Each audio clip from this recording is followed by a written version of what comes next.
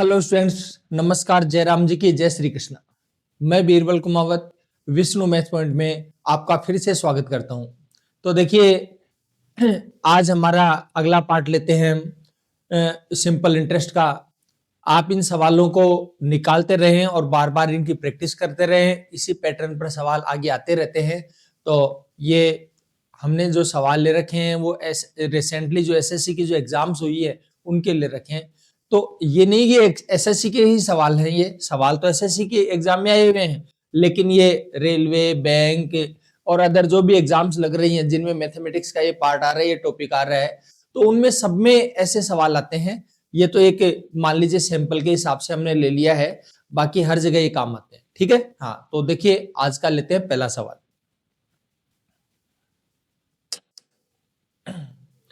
एक निश्चित राशि 3 वर्ष के लिए x% प्रति वर्ष उधार दी जाती है। इसके बजाय y अधिक वर्षों के लिए साधारण ब्याज पर 3x% प्रति वर्ष उधार दी जाती है। तो साधारण ब्याज पहले के तुलना में 7 गुना हो जाएगा। साधारण ब्याज पहले के कंपेयर में कितना गुना हो जाएगा? 7 गुना। तो देखो, थोड़ा सा प्यार से चीजों को समझने की कोशिश करिए, ध्यान से देखिए एक बार। दोनों का जो ब्याज है पहले वाले में क्या कर दिया? समय बढ़ा दिया। कितना कर दिया? y वर्ष बढ़ा दिया। जितना भी था, जितने भी वर्ष था उसे कितना बढ़ा दिया? y। ठीक है, 3 वर्ष था तो 3 + y हो जाएगा। ठीक है, अच्छा। और दर को भी 3 गुना कर दिया इसने, x% की बजाय 3x% कर दिया। ठीक है, तो ये कहना चाह रहा है जो नई दर और नए समय के अकॉर्डिंग जो ब्याज लग रहा है, नए दर और नई समय के अकॉर्डिंग जो ब्याज लग रहा है वो ब्याज पहले वाले से 7 गुना है, ये कहना चाह रहा है। ठीक है, तो थोड़ा सा तसल्ली से एक बार देखिए, चीजों को समझने की कोशिश करिए। दोनों में वही मूलधन है, तो देखो थोड़ा सा पहले मैं डिटेल से ले लेता हूं, बाद में इसको डायरेक्ट कर लेते हैं। देखो, मूलधन और इस पर दर है, दर x% है तो x/100, ये 1 साल का है। कितने साल का चाहिए? 3 साल का, तो ये 3 साल का ब्याज हो जाएगा। ठीक है, अच्छा। वही मूलधन है, ब्याज की दर 3x% है और 3 साल नहीं, अब 3 + y साल, 3 + y है, y ज्यादा हो गई। ठीक है, अच्छा। अब ये कहना चाह रहा है इसमें जो ब्याज है वो इससे 7 गुना है, इसका ब्याज इससे 7 गुना है। यानी कहने का मतलब ये है, अगर ये 1 रुपया है तो ये 7 रुपए, ये 1 रुपया तो ये कितना हो जाएगा? 7 रुपए। अच्छा, तो देखो, अब दोनों के बीच बराबर का चिन्ह लगाना चाहते हैं, तो बराबर का चिन्ह लगाना चाहते हैं, इसका मतलब है कि अगर इसको 7 से गुणा करते दोनों बराबर हो जाएंगे। दैट्स व्हाई आप इसको क्या कर देंगे? 7 से गुणा कर देंगे, ये दोनों आपस में बराबर हो जाएंगे। बस थोड़ा सा ये ध्यान रखना है, इसमें अगर ये 1 रुपये ब्याज है तो ये 7 हो जाएगा। दोनों को बराबर करने के लिए हमने इसको क्या कर दिया? 7 से मल्टीप्लाई कर दिया। चलो, हो गई बात क्लियर? अच्छा, अब देखिए, ध्यान से देखना एक बार, प्यार से देखो। ये x/100 से x/100 कट जाएगा। ठीक है, अच्छा। 3 से ये 3 कट जाएगा, p से ये p कट जाएगा। तो देखो, ये तो आ गया 7 और ये आ जाएगा 3 + y। ये 3 का इधर आकर माइनस का जाएगा, y की वैल्यू हो जाएगी 4, तो आ जाएगा 4 वर्ष। ये तो बाई प्रोसेस हमने कर दिया, लेकिन आप इस बात को समझने की कोशिश करिए कि इतना नाटक करने की जरूरत नहीं। थोड़ा सा प्यार से देखो, दोनों साइड में बराबर है, दोनों साइड में प्रिंसिपल बराबर है। ठीक है, अच्छा। और ध्यान देना, इसमें समय 3 वर्ष है, लेकिन यहां 3 लगा हुआ है यहां भी। ठीक है, अच्छा। और ये x% है, यहां भी x% है। समझ गए बात को? अच्छा। और फिर तो कहने का मतलब यह है, ये जो 3x इसमें है, इसमें 3x अलग अलग भले लिखा हुआ हो, लेकिन दोनों कट जाएंगे। समझ गए भाई? 3x इसमें भी है, अलग अलग जगह होगा लेकिन है, इसमें भी 3x है तो कट जाएगा, दोनों साइड में बराबर आएगा। ठीक है, प्रिंसिपल दोनों में सेम है, वो भी कट जाएगा। इसका बचेगा क्या? बचेगा समय। क्या बचेगा? समय बचेगा। तो इसमें समय कितना था? y, और इसमें समय था, सॉरी, इसमें जो समय था 3 वर्ष, पहले वाले में समय था कितना? 3 वर्ष, और इसमें 3 + y। समझ गए बात को? ये तो था। अच्छा, और ये ध्यान दीजिए, तो इसका जो 3 है वो तो कट गया था इस 3 से, और यहां पर जो 7 गुना था वो 7 बचा हुआ है केवल। ठीक है, तो देखिए ये 3 प्लस का इधर आकर माइनस का हो जाएगा, ये आ जाएगी वैल्यू 4 आ जाएगी। बात को समझने की कोशिश करिए, दोनों साइड में जो इक्वल चीजें हैं वो कट जाएगी, ठीक है। एक तो इसका 3 कट जाएगा इस 3 से, ये x% कट जाएगा x% से। प्रिंसिपल इसने लिखा नहीं, लेकिन प्रिंसिपल भी दोनों जगह से कट जाएगा, ठीक है। अच्छा, तो सब कुछ कट गया इसमें, इधर तो बचेगा y, 3 प्लस वाई जो समय था वो, ठीक है, 3 प्लस वाई, ठीक है। अच्छा, और इधर क्या बचेगा, इधर वैसे तो कुछ बचा नहीं है, लेकिन जो 7 गुणा किया तो इंटरेस्ट 7 गुणा, वो 7 बच जाएगा।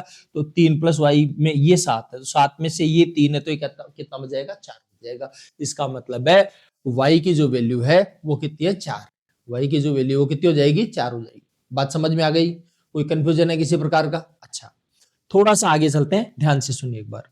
अगले सवाल में देखो, बड़े प्यार से हंसते मुस्कुराते रहा करो सवाल करते समय, ठीक है। हाँ चलो अगले सवाल में चलते हैं। ये कह रहा है अर्चना 24 जनवरी 2012 को 8 सही 3/4% की दर से 78,000 रुपए का ऋण लिया। 18 जून 2012 को वापस चुका दिया। अर्चना द्वारा भुगतान की गई कुल राशि कितनी? देखो कई बार ये जो ऑप्शन है इतनी ज्यादा मदद करते हैं जिसकी हद नहीं। बाई प्रोसेस कैलकुलेशन करके तो हम कर ही लेंगे, कोई दिक्कत नहीं है। पहले तो ये देखो, ये 80,000 है, ये 85,000 है, 90,000, ये 88,000, दूर दूर है, समझ गए क्या? जबकि जो आपका समय है वो देखिए जनवरी के महीने से लेकर जून के महीने तक है, ठीक है। एक बार मोटी मोटी कैलकुलेशन मैं बता रहा हूं आपको, ध्यान से सुनना एक बार। ये 8 से 3/4% है, एकदम इजी कैलकुलेशन करने की मैं कोशिश कर रहा हूं, ध्यान से सुनना। तो 8 से 3/4% में 9% मान लेता हूं उसको एक बार, कितना मान लू, 9%, ठीक है। अच्छा, और देखो ध्यान से देखिए, जनवरी से लेकर के कहां तक, जून तक। तो देखो फरवरी, मार्च, अप्रैल, मई और जून, 5 महीने हो गए। कितने हो गए, 5 महीने से कुछ कम है, 24 तारीख है जबकि 18 है, ठीक है। लेकिन हम मोटा मोटी एक बार नॉर्मल कैलकुलेशन करना चाह रहे हैं, इसलिए 5 महीने मान लिए, ठीक है। अच्छा, 5 महीने मान लिए।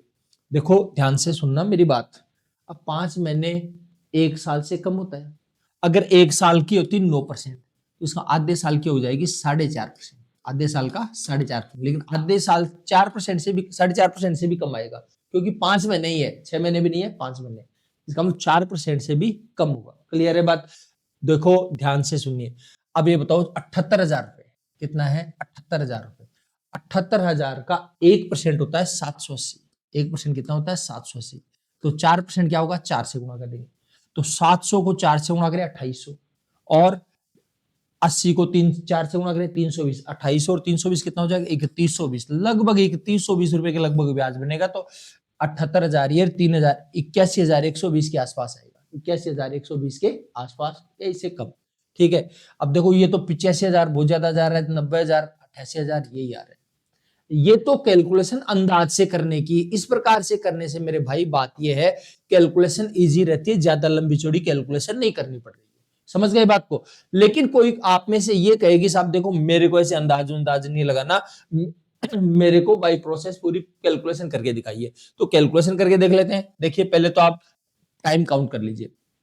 जनवरी, देखो जनवरी में 31 होते हैं, उसमें से 24 चला जाएगा, 7 डेज का ब्याज लगेगा।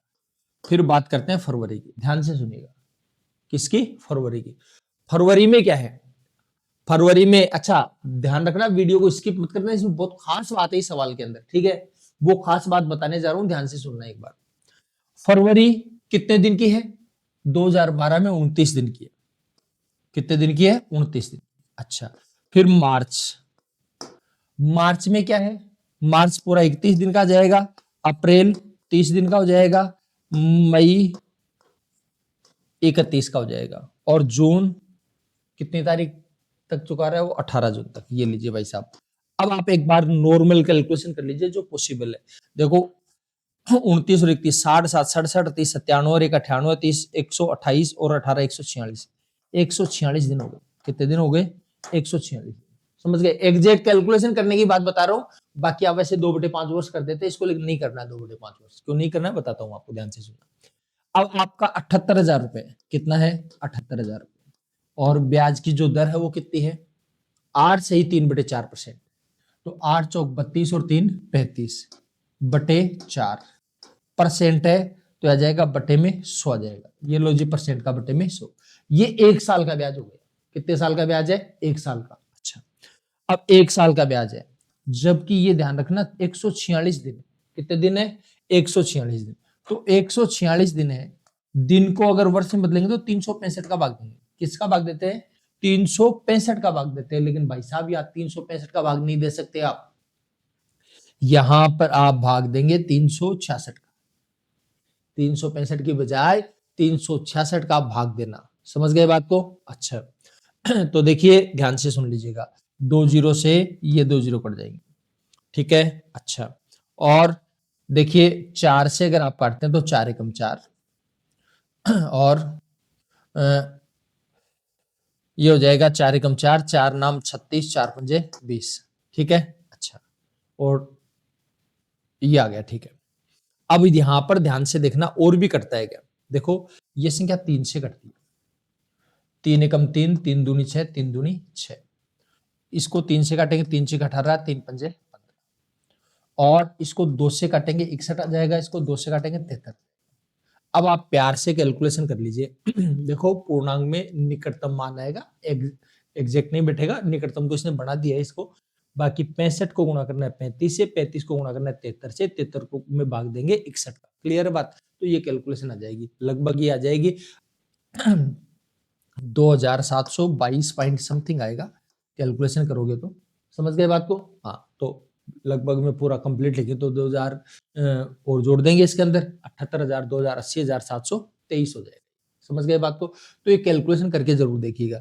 देखो ध्यान से सुनना, ये बात अगर आप एग्जैक्टली कैलकुलेशन करके देखोगे तो पता लगेगा इस बात का। अब जैसे कोई कहे कि साहब मैं तो 365 दिन कर देता, 365 दिन करके देंगे ना, आंसर नहीं मिलेगा आपका। समझ गए बात को? क्योंकि इस साल में 365 दिन नहीं 366 दिन हो रहे हैं यहाँ पर, क्योंकि साल कौन सी है? 2012 की, जिसको लीप ईयर्स आप बोलते हो। तो ये लीप ईयर्स है, और लीप ईयर्स होता है उसमें 366 दिन होते हैं, इसलिए वर्ष को, दिन को वर्ष में बदलने के लिए हम क्या कर देंगे? 366 का भाग देंगे। समझ गए बात को? अच्छा, चलिए आगे बढ़ते हैं, स्माइल करते रहिए, करते हैं अगला सवाल। एक व्यक्ति ने कंपनी में कुल 10,000 रुपए की राशि निवेश की। राशि का एक हिस्सा 10% साधारण ब्याज पर, दूसरा हिस्सा 15% के साधारण ब्याज पर निवेश किया जाता है, और 2 वर्ष के अंत में कुल ब्याज 2400 रुपए है। तो 15% से साधारण ब्याज पर निवेश की गई राशि कितनी है? बहुत प्यार से देखना, ध्यान से सुना एक बार। ये कुल ब्याज 2400 रुपए 2 साल का है, तो 1 साल का कितना हो जाएगा? 1200 रुपए हो जाएगा। 1 साल का ब्याज कितना हो जाएगा? 1200 रुपए हो जाएगा। बात समझ में आ गई? अच्छा 10,000 रुपए पर ब्याज है 1200 रुपए, 10,000 का ब्याज कितना है? 1200 रुपए। 2 जीरो से 2 जीरो कट जाएगा, मतलब ये 12%। कितना है? 12%। ये मन में आ जाएगी, कैलकुलेशन करने की जरूरत नहीं। देखो कुछ हिस्सा 10% से दिया और ब्याज पर, और कुछ हिस्सा 15% दिया, लेकिन ओवरऑल कितना परसेंट हुआ? 12% हो गया। ठीक है, अब आपको क्या करना है? क्रॉस में घटाना है, बड़े में से छोटा करना है। 12% में 10% जाएगा 2%, 15% में 2% जाएगा 3%, 3 और 2 कितना हो जाएगा? 5। कितना हो जाएगा? 5। जबकि ये कितना है? 10,000। 5 का 10,000 कैसे बनाएंगे? 2000 से मल्टीपल करेंगे। तो भाई साहब आप इसको 2000 से मल्टीपल करें, इसको भी 2000 से कर लेंगे, और आप इसको भी 2000 से मल्टीपल कर लीजिए। समझ गए बात को?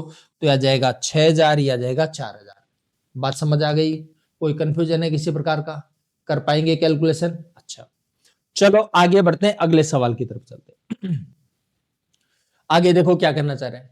रवि ने एक बैंक से 1380 रुपए उधार लिए, जिसे उसने 6% साधारण ब्याज की दर से 6 वर्ष में चुका दिया। यदि 6 माह है 6 समान किस्तों में अगर चुकाया गया तो प्रत्येक किस्त की राशि कितनी? एक बात ध्यान देना, ये सवाल जो आया था वो गलत आ गया दरअसल।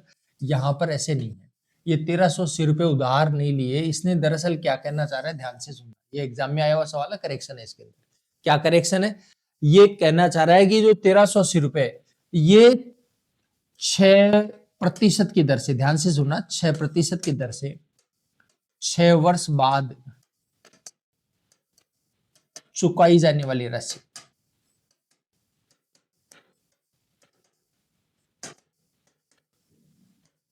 है 1380 रुपए। 1380 रुपए प्रिंसिपल नहीं, अमाउंट है। यानी ये कह रहे हैं 6 साल बाद 6% की दर से आपको 1380 रुपए चुकाने पड़ेंगे। 1380 रुपए चुकाने पड़ेंगे। लेकिन ये कह रहा है भाई साहब 6 साल बाद 1380 रुपए, क्या पता मैं एक साथ चुका पाऊं नहीं चुका पाऊं, मैं तो हर साल चुकाऊंगा।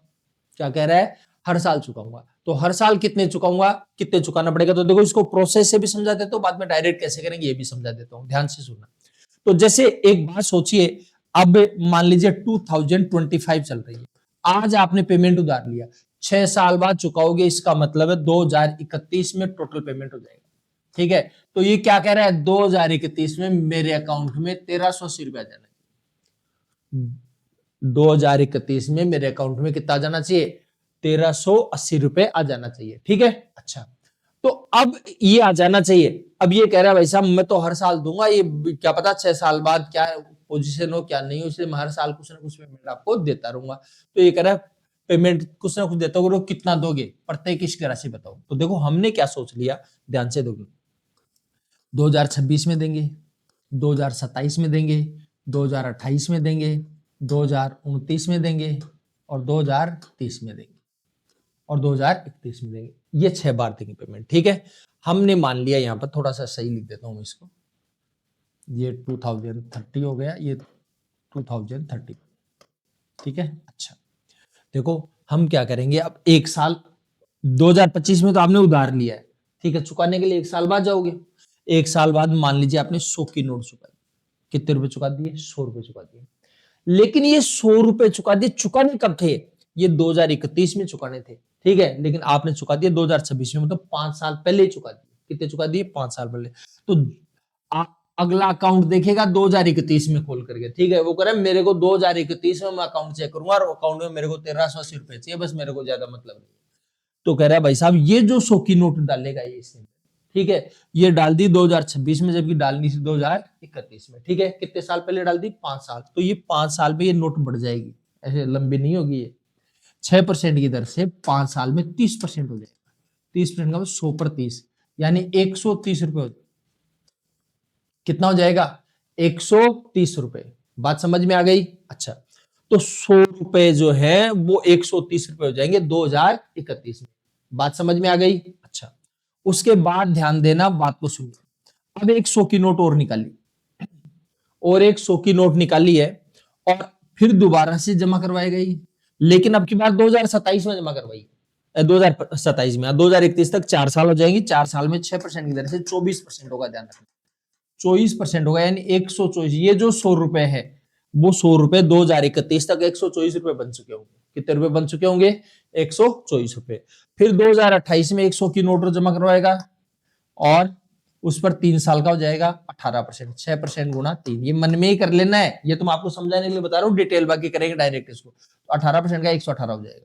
फिर 2019 में ध्यान से देखिए एक बार, 100 है तो 100 का कितना हो जाएगा, 6% का 12% हो जाएगा, 112 हो जाएगा। फिर 2031 में करेगा तो 100, तो 100 का हो जाएगा 106 की साल बचेगी 2031 के हिसाब 2030 के हिसाब से। और फिर क्या करेंगे, लास्ट में जो 100 की नोट जमा कराएगा वो 100 ही रहेगी, क्योंकि चेंज नहीं होगी वो। बात समझ में आ गई, ये कंसेप्ट मेरे को समझाना जरूरी था। चलो कंसेप्ट देख लो एक बार, बाद में इसको डायरेक्ट करते हैं। ये आ जाएगा 30 और 24 54, 18 72, और 12 84, और 6 90, और 6 12 है तो 690 हो गए भाई साहब। कितने हो गए, 690। इसने फोन करके पूछा भाई साहब करवा दिए क्या जमा, क्या भाई साहब करवा दिए। अकाउंट में देख रहे हैं भाई साहब 690 ही है, तो अच्छा 690 ही है। भाई साहब आपका 690 को 1380 बोलो, 690 क्या बोलो, 1380। मतलब ये है 690 का 1380 कैसे करना है, 2 से गुणा करेंगे। इसका मतलब जो भी बात है उसको दुगुना कर दो, जो बात है उसको दुगुना। तो प्रत्येक किस्त में अपने कितने रुपए थे, 100, तो 100 रखे थे, तो रियल में वो किस्त कितनी होनी चाहिए, 200 की होनी चाहिए। इसका मतलब है 200 रुपए की किस्त जमा करवाएंगे 6। ठीक है, अब आप कहोगे साहब 200 रुपए की 6 किस्तें जमा करवाएंगे तो 1200 ही होंगे, ये तो 1380 6 साल बाद चुकाते तब थे। समझ गए बात को, इसीलिए मैंने इसको करेक्शन करवाया है। तो दरअसल ये 6 साल बाद चुकाई गई राशि 1380 है, तो हम अगर पहले देंगे तो कुछ कम देना पड़ेगा अपने को। बात समझ में आ गई, हो गई बात क्लियर। अब आपका एक प्रश्न हो सकता है कि जी वो तो बात ठीक है, लेकिन आप बताइए कि इसको इतना लंबा करना पड़ेगा या डायरेक्ट कोई रास्ता है। तो बिल्कुल डायरेक्ट रास्ता है, ये तो केवल आपको समझाने के लिए बताया था, यही कर लीजिए आप। देखो 100 रुपए 6 बार देंगे तो 600 तो ही हो जाएगा। समझ गए बात को, अच्छा। चुकाना कब शुरू करेंगे? 1 साल बाद, मतलब 5 साल से ब्याज लगेगा। तो देखो पहले पर तो लगेगा 6 पंजे 30, ये मन में ही सोचने की बात है। फिर दूसरे पर लगेगा 6 चौक 24, फिर लगेगा 6 ती 18, फिर लगेगा 6 दूनी 12, फिर 6 एकम 6, बस ये लगेगा 5 बार। क्योंकि लास्ट में जो 100 की नोट जमा करेंगे वो 2031 में जमा करवाएंगे, तो 2031 में देना था, 2031 में ही दिया, इसलिए वो नहीं बढ़ेगी। 2030 में दिया था, 2031 में देना था, तो 1 साल बढ़ गए, 1 साल का ब्याज बढ़ जाएगा इसमें। समझ गए बात को? तो इसलिए इस प्रकार से आ जाएगा 12 से 18, 18 36 और 24 60, 60 30 90, 90 हो जाएंगे और 600, ये तो 600 और 90, 690 हो जाएगा। वहीं पहुंच गए आप डायरेक्ट। तो 690 को 1380 बोल रहा है, 2 से गुणा करना पड़ेगा इसका, 2 से गुणा करेंगे इसका, किस्त को भी 2 से गुणा कर दो, तो 100 का 2 गुणा कितना हो जाएगा? 200 हो जाएगा। बात समझ में आ गई? क्लियर है बात? अच्छा, और देखिए सुनिए, बात को ध्यान दीजिए। एक व्यक्ति ने अपने बेटे बेटी और पत्नी के नाम पर साधारण ब्याज पर 1,05,750 रुपए की राशि निवेश इस प्रकार की कि उन्होंने क्रमशः 3 साल 4 साल 5 साल बाद समान ब्याज मिलता हो। देखो क्या बोल रहा है? ब्याज समान मिलता हो। तो ये कहना चाह रहा है यदि ब्याज 5% प्रतिवर्ष हो तो पत्नी के लिए निवेश की गई राशि क्या है? देखो आप पत्नी के लिए भी निवेश की गई राशि ज्ञात कर सकते हो, बेटे के लिए भी निवेश की गई राशि ज्ञात कर सकते हो, बेटी के लिए भी निवेश की गई राशि ज्ञात कर सकते हो, कोई दिक्कत नहीं। आराम से प्यार से देखो एक बार। आपके पास क्या है? देखो आपके पास एक तो रेट ऑफ इंटरेस्ट है 5% और सबका समय है आपके पास। क्लियर है बात? मूलधन आपके पास नहीं है, लेकिन इसने क्या बोला है वो बात ध्यान से सुनो। उसने बोला है ब्याज सबका बराबर है, चाहे बेटे को जो धन दिया उसका भी ब्याज वही मिलेगा, बेटी को जो धन दिया उसका भी ब्याज वही मिलेगा, और पत्नी को जो धन दिया उस पर भी सेम ब्याज मिलेगा। तो देखो एक बात सुनना ध्यान से, थोड़ा सा कॉमन सेंस लगाइएगा।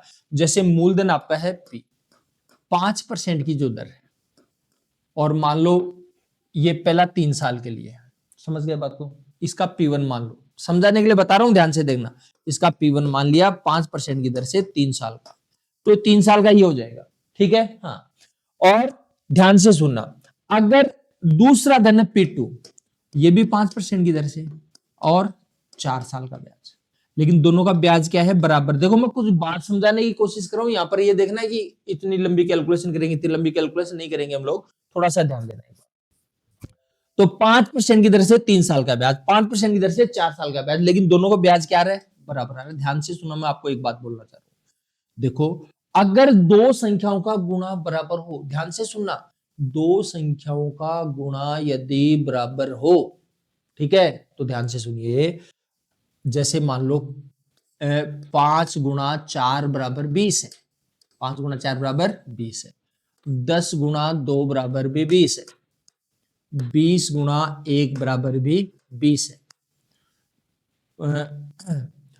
2 गुणा 10 बराबर भी 20 है। मैं आपको जो कहना चाह रहा हूं उसको प्यार से सुना, ध्यान से सुना। अगर संख्या 5 गुणा 4 है, देखो गुणा तो 20 ही आना है, गुणा 20 आना है। अगर इस संख्या को बढ़ा दोगे तो ये कम हो जाएगी, और बढ़ा दोगे तो और कम हो जाएगी। देखो इसको दुगुना कर दिया तो याद ही हो गई, समझ गए? इसको दुगुना कर दिया तो याद ही हो गई। इसमें 10 का भाग दिया तो इसमें ये 10 से गुणा हो गई। देखो 20 का 2 कर दिया, यहां पर 20 का क्या कर दिया? 2।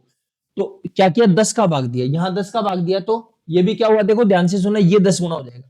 यानी कहने का मतलब है भाई साहब, अगर दो संख्याओं का गुणा बराबर है, अगर एक को बढ़ाओगे तो दूसरी कम हो जाएगी, या दूसरी को बढ़ाओगे तो पहली कम हो जाएगी। समझ गए? यानी दो संख्याओं का गुणा यदि बराबर है, कहीं भी ध्यान रखना, तो दोनों संख्या एक दूसरे के रेसिप्रोकल हैं, उल्टी हैं, ये बात ध्यान में रखना। एक कारण समझाने के लिए मैं ये बात डिटेल से लेकर आ रहा हूं आपके सामने।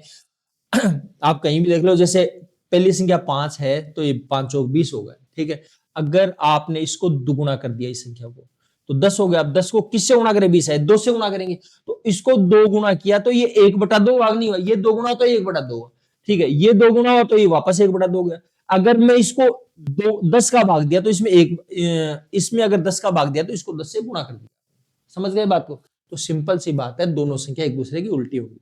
तो मैं आपको जो बात बोलना चाह रहा हूं, देखो 5% तो सब में ही है, इसमें देखने की जरूरत है। इसका मतलब ये है तीनों में 5-5% है, इसका मतलब जो समय है वो जो आपका मूलधन आएगा, क्योंकि केवल आपको इसको देखना ये कम है ज्यादा है। तो देखो मैं आपको एक बात बोलना चाह रहा हूं, यानी आपके पास लाइन ये आई, अब ये लाइन आई, दोनों का गुणा बराबर है, तो भाई साहब छोटी संख्या इसका इधर बड़ी आएगी, यहाँ बड़ी है तो इधर छोटी आएगी।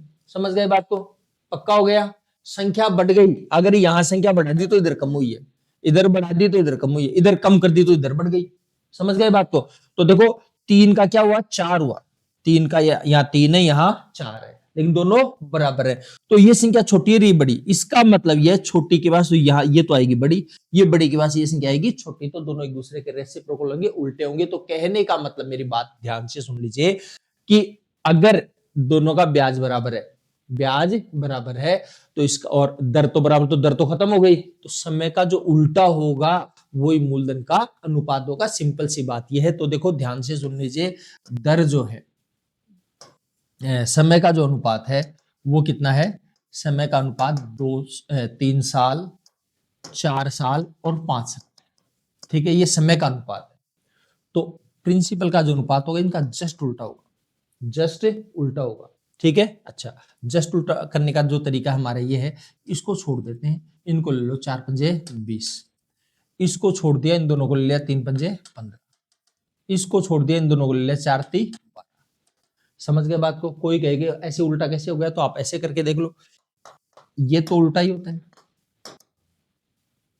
समझ गए बात को? अच्छा, और ध्यान से सुनना, अब इसको काटने के लिए 3, 4 और 5, इनका एलसीएम आ जाएगा 60, तो 60 से आप इसको भी गुणा कर दो, 60 से इसको भी गुणा कर दो, 60 से इसको भी गुणा कर दो, 5 से काटेंगे 12 आ जाएगा, 4 से काटेंगे 15 आ जाएगा, 3 से काटेंगे 20 आ जाएगा, तो 20:15:12 आ जाएगा, 20, 15 और 12। बात समझ में आ गई? पक्का हो जाएगा काम? कोई कंफ्यूजन है किसी प्रकार का? अच्छा, तो देखो सिंपल सी बात है, बस इसको छोड़ दो, इन दोनों के लिए 4 पंजे 20, 3 पंजे 15, 3 चौक 12, ये आ जाएगा।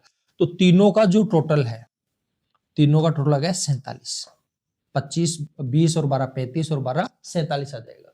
अब इसने पूछा इसकी पत्नी को कितना मिलेगा। समझ गए बात को? तो पत्नी को कितना मिलेगा, नाटक नहीं करना, सवाल हमारा यहीं से शुरू है, ये तो बात आपको समझाने के लिए बताया, बस सवाल यहीं से शुरू है।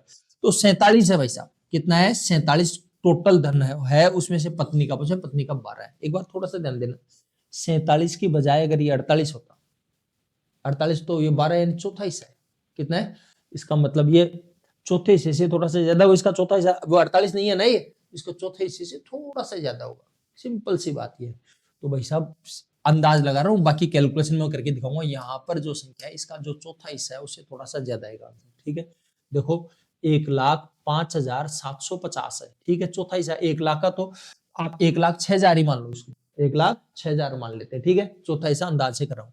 तो 1 लाख का चौथा हिस्सा कितना हो जाएगा, 25,000 हो जाएगा, और 6,000 का चौथा 1,500, तो इसका मतलब है 26,500 रुपए से थोड़ी सी बड़ी संख्या है, 6,500 से थोड़ी सी बड़ी संख्या आएगी। या फिर आपको लगेगी यार आपने 250 ज्यादा ले लिया, तो 250 में 4 का भाग दे दो, समझ गए बात को, तो 56.5 आएगा, 56.5 और कम कर देना इसके अंदर, सिंपल सी बात।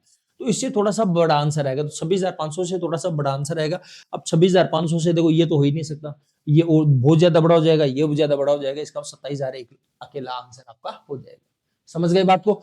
फिर भी आपको लगे नहीं जी देखो आप बैल मुझे मार, अगर कोई ऐसे सोच रहा भाई मेरे को पूरी कैलकुलेशन करनी है, तो करो ना, क्या दिक्कत आ रही है, कौन मना कर आपको कैलकुलेशन करने में। भाई कुल धन 47,000 रुपए आपके पास, कुल धन कितना है, 47 रुपए, और रियल में कितना है, 1,05,750। तो आप ऐसे कर सकते हो, 47 की वैल्यू 1,05,750 है, ठीक है। अब आप इसको काट लो, देखो यहां भी चतुराई से काटना है, 47 का पाड़ा बोलोगे आपको कैलकुलेशन में जोर आएगा, ठीक है। तो आपको क्या करना है, ध्यान से देखो, एक तो 10 का भाग जाता है इसमें और 25 का जाता है, इनको आप पहले अलग कर लो तो काम इजी हो जाएगा। 10 का और 25 का करोगे तो थोड़ा सा काम आपका हल्का हो जाएगा।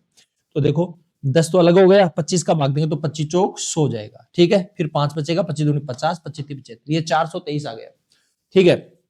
अब वैसे देखो 47 नाम में 423 होता है, कोई कहे जी 47 का पढ़ा नहीं आता मेरे को, कोई दिक्कत नहीं, अभी भी नाराज मत हो, वापस देखो 3, 2, 5 और 4 9, कितना हो गया, 9 हो गया। इसका मतलब ये है 9 का भाग जाता है इसके अंदर, तो ये 9 का भाग हो जा रहा है, आप होगी इधर नहीं जा रहा है, इधर मतलब इसका इसमें कर लो आप 9 का भाग, तो 9 का भाग देंगे, 9 चौक 36, 9 7 63, क्लियर है बात। देखो 47 आ गई, 47 से 47 को काट देंगे, तो एक की जो वैल्यू आएगी वो आ जाएगी 10 गुणा 25 गुणा 9।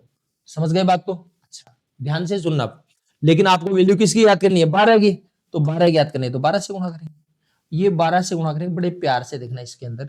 देखो ये तो 10 है, इसके अंदर 4 छुपा हुआ है क्या? ये छुपा हुआ 4 दिखना चाहिए आपको। तो देखो ध्यान से सुनना, 9 27, तो 27 तो ये हो जाएगा, और 25 चौक 100, 100 को 10 में 1000, तो ये आ जाएगा 27,000। कैलकुलेशन बड़े प्यार से एकदम हल्की हल्की कैलकुलेशन करने की कोशिश करना। जो मैं कैलकुलेशन कर रहा हूँ उसको थोड़ा सा ध्यान से देखने की कोशिश करिएगा, आपको चीजें ऑटोमेटिकली समझ में आ जाएगी। समझ गए बात को? हाँ, तो हड़बड़ाना नहीं है, प्यार से चीजों को देखो, आराम से समझने की कोशिश करो, आराम से चीजें समझ में आने लग जाएंगी धीरे धीरे। ठीक है, अच्छा चलो आज के लिए इतना ही है, बाकी चर्चा हम अगले क्लास में करेंगे। ठीक है, इसी समय वापस से नया वीडियो मिल जाएगा आपको, तब तक आप हंसते रहिए, मुस्कुराते रहिए।